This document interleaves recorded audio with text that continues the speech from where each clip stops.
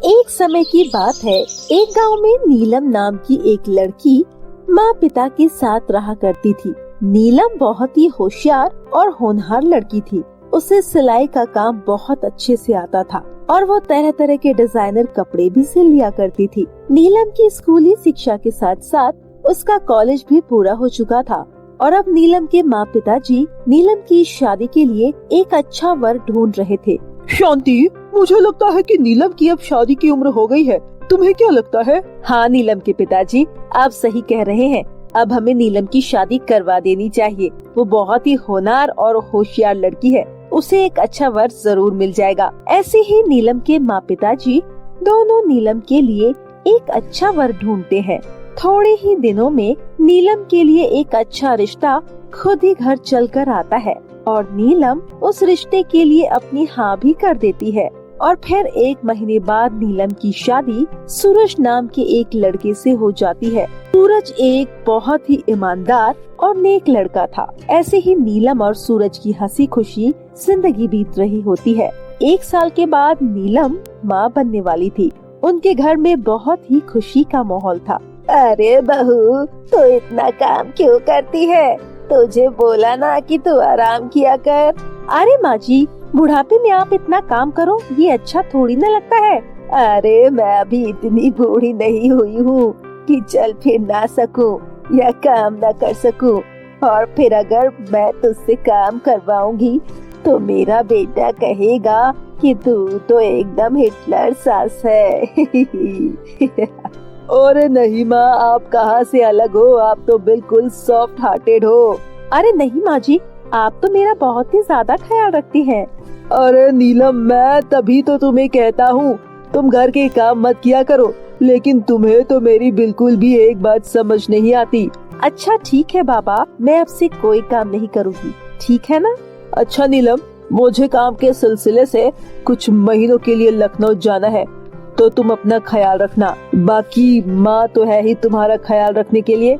अच्छा बेटा, तू ध्यान से जाना, लेकिन तू जल्दी वापस आना, क्योंकि अगले महीने ही सोनम की डिलीवरी है। तो तू अपना काम जल्दी खत्म करके आना। जी माँ, मैं निकलता हूँ, मैं समय से ही आऊँगा। आप अभी के लिए मुझे आशीर्वाद दीजिए। ऐसा बोलने के बाद सूरज लखनऊ के लिए निकल जाता है। सूरज को गए हुए एक महीना हो जाता है और नीलम की डिलीवरी का समय बिल्कुल नजदीक आ चुका होता है। फिर नीलम को अचानक से लेबर पेन भी शुरू हो जाता है। माँ जी, आइए ना, मुझे बहुत तेज दर्द हो रहा है, आप जल्दी से डॉक्टर को बुला दीजिए। नीलम की आवाज सुनकर सूरज की माँ दौड़ी दौड़ी नीलम के कमरे में आती है। अरे लगता है बहू की डिलीवरी का समय हो गया है। और नीलम की सास उसे एम्बुलेंस से हॉस्पिटल लेकर चली जाती है। हॉस्पिटल पहुंचने के बाद नीलम एक स्वस्थ और सुंदर लड़के को जन्म देती है। सूरज की माँ बहुत ही ज्यादा खुश हो जाती है और ये खबर वो अपने बेटे को फोन करके सुनाती है। मुबारक हो बेटा, नीलम ने तुम्हारी तरह ही एक प्यारे से लड़के को जन्म दिया है। बहुत बहुत मुबारक हो। अब तुम जल्दी से घर वापस आ जाओ। माँ, अब मैं एक हफ्ते में ही घर वापस आ जाऊंगा। मैं जल्दी अपनी काम पूरी करके एक हफ्ते के बाद की टिकट बुक कर देता हूँ। फिर मैं आप लोगों के साथ ही रहूँगा। एक हफ्ते बीत जाते हैं। उसके बाद सूरज घर वापस आ रहा होता है, लेकिन अचानक से बीच रास्ते में एरोप्लेन की तकनीकी खराबी के कारण एरोप्लेन क्रैश हो जाता है और सूरज के साथ साथ सभी यात्री उसमें मारे जाते हैं। नीलम अपने कमरे में बैठकर टीवी देख रही होती है। तभी नीलम अपनी सासू माँ से कहती है, माँ जी, इनको निकले हुए 2 दिन हो गए हैं, लेकिन अभी तक ये क्यों नहीं आए? मुझे तो कुछ समझ ही नहीं आ रहा है। तभी नीलम के चल रहे टीवी में एक खबर आती है। अभी खबर आई है कि लखनऊ से आ रहे दिल्ली की फ्लाइट 2 दिन पहले तकनीकी खराबी के कारण क्रैश हो गई, जिस कारण फ्लाइट में बैठे सभी यात्रियों की मौत हो गई। ये खबर सुनने के बाद नीलम फूट फूट कर रोने लगती है। नीलम के घर में आई खुशी अचानक से मातम में बदल जाती है और वो दोनों सास बहू सदमे में आ जाती हैं। धीरे धीरे नीलम अपने आप पर काबू करती है और अपने सास और बच्चे को संभालती है। ऐसे ही कई दिन बीत जाते हैं और अब सोनम के घर में खाने पीने का राशन और रुपए पैसे खत्म हो जाते हैं। ना जाने कैसे कैसे दिन दिखाएगा भगवान, एकदम से आसमान से ला करके सभी पर पटक दिया। अब तो हमारे पास खाने पीने का राशन नहीं है, ना जाने हमारे घर का गुजारा कैसे चलेगा। घर में 3 लोग हैं, पर कमाने के लिए एक भी नहीं है। आप चिंता मत कीजिए माँ, मैं कुछ न कुछ करके कोई न कोई जुगाड़ कर लूंगी। ऐसे ही 2 दिन बीत जाते हैं। बहू, मेरे पास जो थोड़े पैसे थे, मैंने उन पैसों से 2 दिन का खर्चा चला लिया। आज तो दूध लाने के लिए भी पैसे नहीं है। मुन्ना बहुत ज्यादा भूख से रो रहा था। जो कल का दूध पड़ा था, मैंने वही वाला मुन्ने को पिला दिया, पर अब तो पैसे भी नहीं है, तो मुन्ना क्या खाएगा। इतना सब कहने के बाद नीलम अपनी शादी का मंगलसूत्र बेच करके पैसे ले आती है। ये लीजिए माँ पैसे, इससे हमारा तकरीबन 1 महीने का खाना पीना चल सकता है। वैसे माँ, मैं तो सोच रही थी कि क्यों ना मैं सिलाई का काम शुरू कर दूं। मुझे सिलाई करनी बहुत अच्छे से आती है। हमारे घर में तो सिलाई मशीन भी नहीं है। ऐसा करते हैं, हम कबाड़ी वाले से एक पुरानी सिलाई मशीन ले आते हैं। हाँ बहू, तो बिल्कुल ठीक कह रही है। मैं भी सभी आस पड़ोस के लोगों को बता दूंगी कि मेरी बहू सिलाई करती है। सभी लोग तुम्हारे पास कपड़े सिलवाने आया करेंगे। हाँ माँ जी, ठीक है ना, आप जाकर के बता दीजिए। अगले दिन जाकर नीलम कबाड़ी वाले से एक सिलाई मशीन लाती है और वही नीलम की सासू माँ सभी आस पड़ोस में सिलाई का प्रचार कर देती है। फिर एक दिन मुझे मेरे दोस्त ने अचानक अभी कॉल करके बताया कि उसके घर पर एक पूजा है। मैं यहाँ पर अपने कपड़े भी नहीं लेकर आई हूँ। मैं सोच रही हूँ जो आपने मुझे साड़ी दी थी, मैं वही वाली साड़ी पहन के चली जाऊँ, लेकिन उसका ब्लाउज अभी सिला नहीं है। अब मैं क्या करूँ माँ? रेडीमेड ब्लाउज लेती हूँ तो उसकी फिटिंग सही नहीं आती।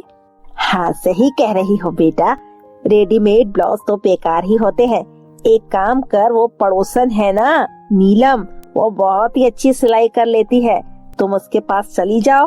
गरीब है बेचारी, उसे काम की भी तलाश है, वो तुम्हें जल्दी अच्छा ब्लाउज सिलकर दे देगी। अरे आप नीलम हो क्या? हाँ जी बोलिए, आपको क्या काम है? मुझे मेरी माँ ने भेजा है यहाँ पर। वो बता रही थी कि आपको बहुत अच्छे से सिलाई आती है। मुझे अर्जेंट में एक ब्लाउज सिलवाना है, क्या आप सिल देंगे? मुझे आज शाम तक ही चाहिए। हाँ जरूर, आप 6 बजे आ जाइए, आपको आपका ब्लाउज तैयार मिलेगा। और फिर नीलम ब्लाउज तैयार करना शुरू कर देती है और 2 घंटे में ही ब्लाउज तैयार कर लेती है। और जब उसकी पड़ोसन ब्लाउज वापस लेने आती है तो ब्लाउज देखकर उसे वो ब्लाउज बहुत पसंद आता है, जिससे वो मोहल्ले में सभी लोगों को नीलम से कपड़े सिलवाने की सलाह देती है। सभी लोग बड़े शौक से सोनम के पास कपड़े सिलवाने के लिए आने लगते हैं और ऐसे ही धीरे धीरे नीलम को बहुत ज्यादा काम मिलने लग जाता है और उसके दैनिक जरूरतों का खर्च उन पैसों से निकल जाया करता था। बहू, तेरा आइडिया मुझे बहुत अच्छा लगा, लेकिन हमें दैनिक जरूरतों से ज्यादा भी सोचना पड़ेगा। कल को लड़का भी बड़ा होगा और उसको स्कूल जाने के लिए तो कुछ पैसे चाहिए ना, और हम दोनों की तबीयत भी खराब हो जाती है तो दवाई के लिए भी पैसे चाहिए। माँ आप चिंता ना करिए, कैसे भगवान जी ने हमें ये रास्ता दिखाया है, वैसे ही भगवान से कुछ न कुछ नया रास्ता हमें जरूर मिल जाएगा। और फिर एक दिन नीलम और उसकी सासू माँ बाजार गए होते हैं और वही बाजार में एक अनाउंसमेंट हो रही होती है। सुना सुना सुना सभी लोग सुनो, कल हमारे यहाँ एक प्रतियोगिता होने वाली है। ये प्रतियोगिता शहर के नामी फैशन डिजाइनर सुजान करवा रही है। मैं किसी बेहतरीन फैशन डिजाइनिंग और सिलाई वाली की तलाश में हूँ। जो भी इस प्रतियोगिता में भाग लेगा और जीतेगा उसे 20 लाख का इनाम मिलेगा और साथ ही में वे उनके यहाँ फैशन डिजाइनिंग का काम भी देंगे। जिसे भी इसमें रुचि है वो आकर मुझे अपना नाम दे सकते हैं। ये सब सुनने के बाद नीलम प्रतियोगिता के लिए नाम लिखवा लेती है और फिर नीलम बचे हुए पैसों से रंग बिरंगे कपड़े और सजावट का सभी सामान खरीद कर ले आती है और फिर रात भर जागकर फैशन शो के लिए एक बहुत ही अच्छी ड्रेस तैयार करती है। फिर अगले दिन जाकर नीलम इस प्रतियोगिता में वो ड्रेस पहन के रैंप वॉक करती है। वहाँ इस प्रतियोगिता में शहर की बड़ी बड़ी मॉडल्स भी आई हुई थी, लेकिन नीलम की जैसी ड्रेस किसी की भी नहीं थी। नीलम की बनाई हुई ड्रेस अलग से ही दिख रही थी। नीलम इतनी खूबसूरत लग रही थी उस ड्रेस में कि उनके आगे सब फीके लग रहे थे। सभी की नजर नीलम पर ही थी। आज के इस प्रतियोगिता में विजेता है नीलम। नीलम ने अपनी बनाई हुई इस ड्रेस को पहनकर शो में जान डाल दी। मिस सुजान मैम, हम आपसे अनुरोध करते हैं कि आप स्टेज पर आकर नीलम को पुरस्कृत करें। जिसके बाद शहर की नामी फैशन डिजाइनर आकर नीलम को पुरस्कृत करती है और ये सब देखकर नीलम की सासू माँ की आंखों में आंसू आ जाते हैं। तो मेरे प्यारे दोस्तों, कैसी लगी आपको हमारी ये कहानी? हमें कमेंट कर जरूर बताइएगा। यदि आपको कहानी अच्छी लगी हो तो इसे अपने दोस्तों के साथ शेयर करना ना भूले। फिर मिलती हूँ आपसे किसी नए वीडियो के साथ। तब तक के लिए बाय बाय दोस्तों।